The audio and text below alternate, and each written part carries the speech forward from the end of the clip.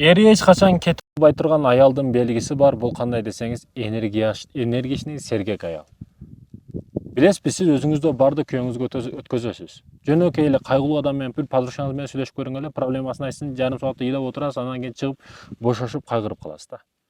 Ал сиздеги өзүндөгү бар нерсени сизге өткөздү.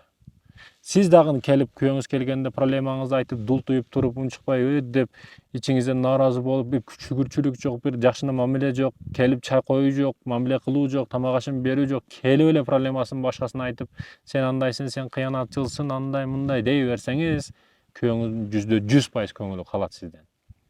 Айтайын дегеним эмне? Сергек болуңуз, кызыктуу болуңуз, өзүңүздүн үстүңүздө иштеңиз, балдарыңызды караңыз. Мындай эркектер аял үчүн жашайт, чындап. Өз үстүндө иштеген, балдарын караган, тараган, ар дайым таза жүргөн. Өкүнүчтүүсү, бүгүн кыздарыбыз телефон менен квартирадан чыкпастан жалкоо чоңоюп атат. Кудайым өзү сактасын.